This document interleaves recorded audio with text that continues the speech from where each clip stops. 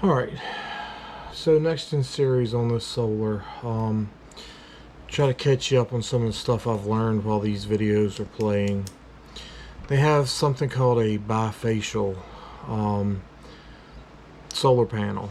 So if it's a 400 watt, and I've read a couple different things that makes sense, but the company's saying if it's a 400 watt, you could get a max of 500 watts out of it. And bifacial means it collects sun from both sides.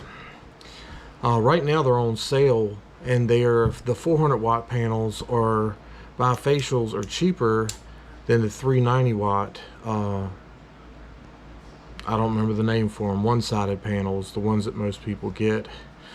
Bifacials are a little bit harder to install. You have to do the math a little bit differently. So you're going to want to stop at probably 7,000 watts instead of going higher, because you may get that extra 25% power on them. Most of them say you only get about 10 to 15% extra power. You also have to put something reflective underneath a bifacial panel.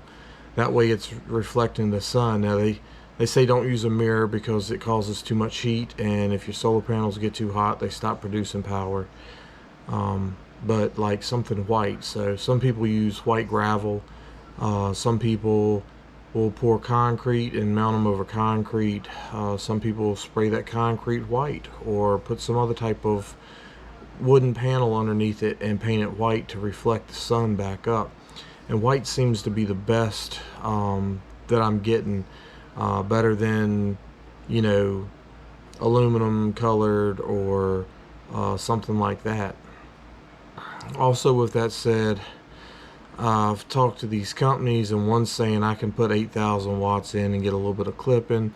The other one's saying don't put too many watts in because, you know, you could burn your inverter up. And so I cornered the other company about that, and they're like, yeah, they're right. You probably shouldn't. You need to keep it, keep your wattage going in about 12% to 15% under, you know, what its max is. So if you get a surge or something from your panels, you won't burn up your inverter or hurt it.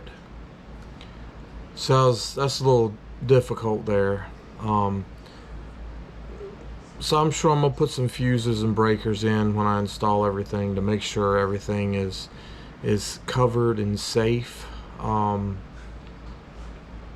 But I'm working with a couple companies trying to get some information, trying to get a link that y'all can go to where y'all can purchase this stuff. And I'm gonna try to show y'all step by step, assuming I do get this, exactly what I'm getting and what my thoughts are and how I plan to set it up. And I'll walk you step by step through setting it up as I get it. But remember, this is a learning curve for me, and I know a lot of people are afraid of that unknown. So that's why I'm doing these, is to try to get this information out to people. If I can learn it and figure it out, anybody can, definitely. I mean, I'm not the sharpest tool in the shed there. So I'm hoping after these other videos that y'all have watched that it really helps you with the math and understanding of, you know, how many watts you need to be able to power your house, how to figure out what your average is. I would say shoot for your average if you can buy a system off the top. If you have the money to just buy a system, shoot for your average. You know, that's going to take care of probably half your power bill, maybe more a year, depending upon how you heat and cool your house. If you're using mini splits, they don't use nearly as much power as your heat pumps do. I normally heat my house off of a wood stove. I got an outside wood stove, so the only thing I have to do is have enough power to run the circulator pump down there and the blower down there and the circulator pump in the house, and then the fan, you know, so I don't have a compressor kicking on, pumping stuff around and that kind of thing. So normally my electric bill in the winter is a lot less than what it is right now. Right now I'm between $500 and $600 because I'm heating with 2 heat pumps, and using your heat pump in heat mode uses more electricity than using it in the air conditioning mode, because they have electric heat in them. So when you start getting down below, the freezing temperature, they have to use that electric heat to help offset the heat that it's already making for it to be able to produce enough heat for you. And when it's using that electric heat, your meter spins fast. And it's been, I think, a low of like 12 a couple nights ago, 15 before that. And that's pretty cold for around here. Not that that's the coldest of anywhere, because I've got friends telling me it was negative 15 the other day and stuff like that. So my main goal with these videos is to point you in the right direction of where you can purchase this stuff and not get ripped off. Help you to understand how to figure up your power bill, how much of your power you're offsetting. I say if you can afford to buy a system, it's going to be kind of expensive, but shoot for that average power for the year. If you can't afford to buy a system, try to shoot for that cheapest month. At least cover that with whatever you buy. You may need to buy it in parts and pieces, which is okay. But when you actually get to breaking down what it costs to buy it, and you get to see, 20 divided by 20 years, how much is that a month that it's actually costing you to have solar compared to what your electric bill is. And remember, your utilities are going to keep going up. Utility costs is going to keep increasing. They're putting in solar panels everywhere. Who's going to foot that bill? Well, we are. We're going to pay for it. Our utility prices are going to go up to pay for those solar panels that they're installing everywhere. Not everybody's going to get solar.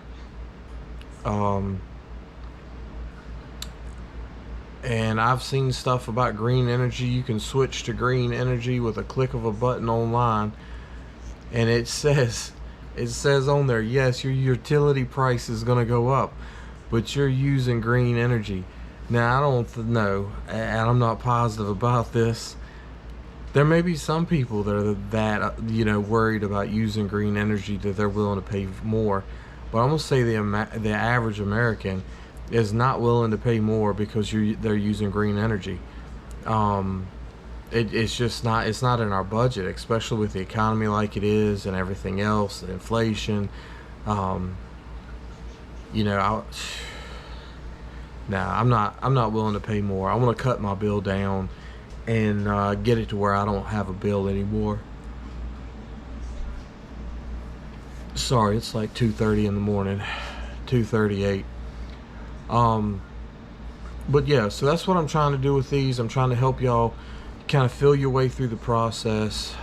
As I continue on this journey, I will be showing more and more about it. That's assuming I do get it. I have not committed to getting it yet, but I'm pretty sure I'm going to try to do something.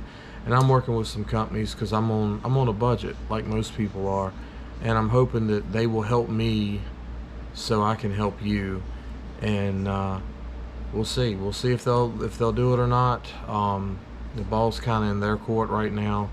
Definitely on which system I'm gonna get. And I have been hit by both companies that I've worked for. Both of them have tried to get me to jump up from the 6,000 to like the EG4 6,000 to like the 18K or something like that. And they're like, why don't you just do that? Being that you know that you need more power. And my reply to both of them is I can purchase 3 of the EG4 6000s for $500 cheaper than what that unit you're trying to sell me cost. And they're like, oh, well, we can see that. Yeah, okay. We just figured you'd want it in one system instead of, you know, 2 or 3 of them. And I said, no. Why? I mean, if I can save money, I'm gonna save money. And I told them, I said, not to mention, with 3 of them, I'm now capable of more wattage than the one that you're trying to sell me. So if I can make more energy with it and it costs me less, what do I care if it's 3 of them? You know, you can run up to 16 of them. You can hook up to 16 of them together. That's a whole lot of power, y'all. That's a whole lot of power. I think I need 3 to run my house. And that would put me a little bit over what I actually use. So I should be good at that point. And I'll have to build it slowly because I don't have the money to just throw, you know, $25,000, $30,000 out there for the whole complete system and be done with it. But anyway, y'all stick around, keep watching. We've got some crypto mining stuff coming up, and I think where to buy it at, how to purchase it, how to figure what you're making. How to build it. You know, stuff like that, and I'll be showing you my gains, what I'm making a day with it, and that kind of thing, what coins I'm mining, things like that. So hopefully that'll help you as well. I'm doing, those of you that don't know me, I'm more of a help somebody else kind of person. I'm doing this stuff to help others, because a lot of people don't know it, they don't understand it, and it's just human nature to stay away from what you don't understand or you don't know. And again, if I can figure this stuff out, anybody can. I've gotten some help to show me this stuff, and now I'm here to try to help y'all. So hope everybody's doing good.